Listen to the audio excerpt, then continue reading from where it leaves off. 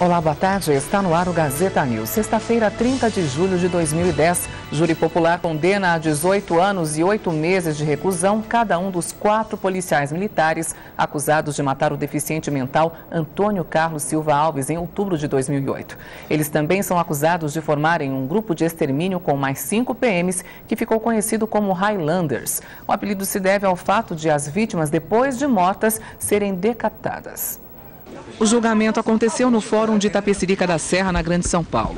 9 testemunhas, 4 de acusação e 5 de defesa foram ouvidas. Depois de 16 horas, a sentença foi proferida.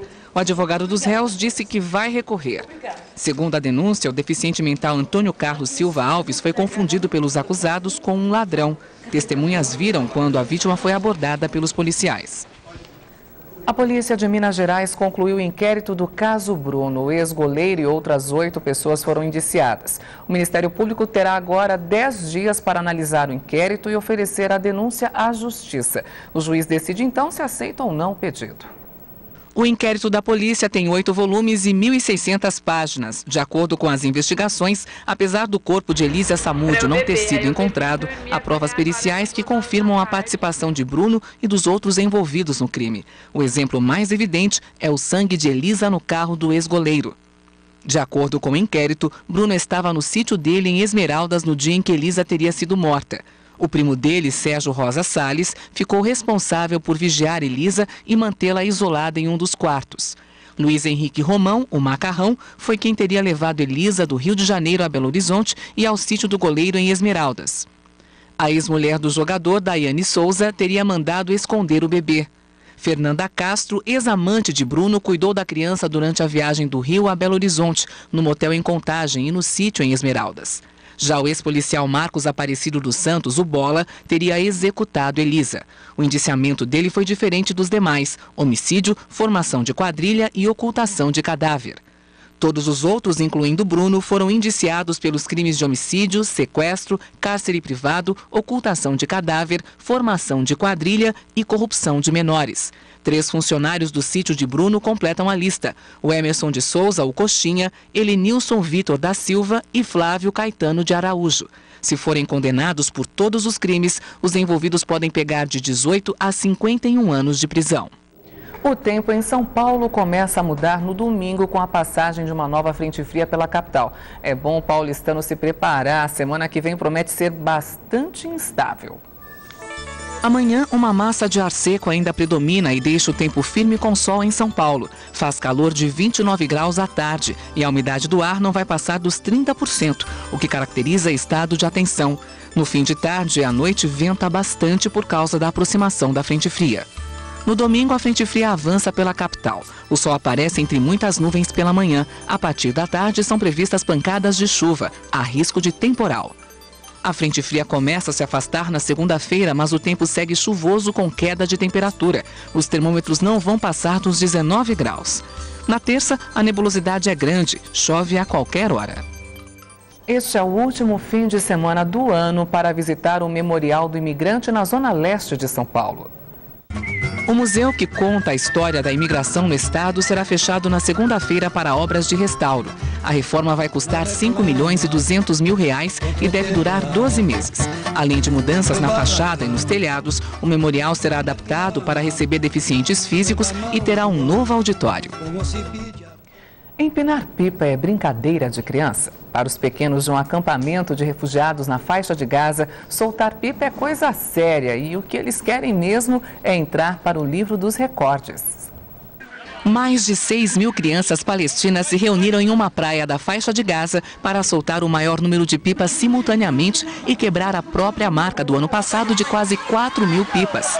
Elas enfeitaram o céu. A tentativa precisa agora ser confirmada pelo livro dos recordes. O belo evento faz parte dos Jogos de Verão para Refugiados e é promovido pelas Nações Unidas. Termina sem acordo a reunião da Unasul no Equador. Colômbia e Venezuela não assinaram um texto final apresentado pelo Brasil. Na reunião da Unasul, União de Nações Sul-Americanas, Bogotá voltou a acusar Caracas de abrigar guerrilheiros em seu território e afirmou que a Venezuela boicotou a declaração final do encontro. O chanceler venezuelano Nicolás Maduro negou que tenha havido boicote e acusou seu colega colombiano de mentiroso. Cabe agora aos governos sul-americanos tentar reaproximar os dois países que romperam relações diplomáticas. Ondas de calor no hemisfério norte causam incêndios e destruição. Na Rússia, o número de mortos pelo fogo chega a 25. Os incêndios atingem principalmente a região central da Rússia, onde florestas e pastos estão ressecados.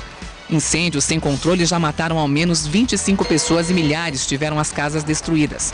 Na região de Leona Valley, Califórnia, 2.000 moradores foram obrigados a abandonar as casas. 1.000 hectares já foram atingidos pelo fogo e centenas de bombeiros lutam para controlar as chamas. No Paquistão, o problema é causado pelas enchentes. Mais de 400 pessoas morreram em 3 dias de fortes chuvas. Elas atingem o noroeste do país, onde 15.000 pessoas estão isoladas. Deslizamentos de terra também afetam a região. A previsão é de que as chuvas continuem nos próximos dias. O dissidente político cubano Guilherme Farinhas recebe alta do hospital onde estava internado. O jornalista passou 134 dias sem comer para exigir do governo a libertação de presos políticos. A greve de fome acabou no dia 8 de julho, depois que Cuba anunciou o compromisso de soltar 52 prisioneiros. 20 deles já foram libertados. União Civil Homossexual do país, o ator Ernesto Larresi e seu agente Alejandro Vanelli estão juntos há 34 anos e celebraram a união na capital Buenos Aires. A Argentina foi o primeiro país da América do Sul a liberar o casamento gay. O filme oficial do centenário do Esporte Clube Corinthians Paulista é um dos destaques entre as estreias de cinema desta sexta-feira. Ricardo Aidar e André Garoli assinam a direção de Todo-Poderoso, o filme. No ano de comemoração dos 100 anos do Corinthians, o documentário resgata imagens de arquivo inéditas e cenas das décadas de 40 e 50. O filme traz gols históricos, símbolos, mascotes, uniformes e torcedores ilustres que dedicaram sua vida ao Timão.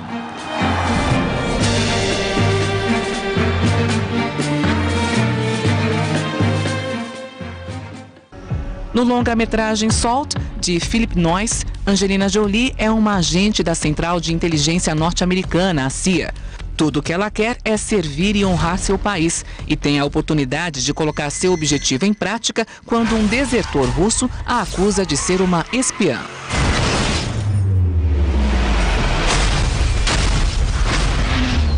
O cenário de Uma Noite em 67 é a final do 3º Festival de Música Popular Brasileira da TV Record. Nomes fundamentais da MPB, como Chico Buarque e Gilberto Gil, se reúnem no mesmo palco para competir entre si com canções que se tornariam emblemáticas. O documentário de Renato Terra e Ricardo Calil mostra os elementos que transformaram aquela noite em um evento único, o ápice da produção musical dos anos 60 no Brasil.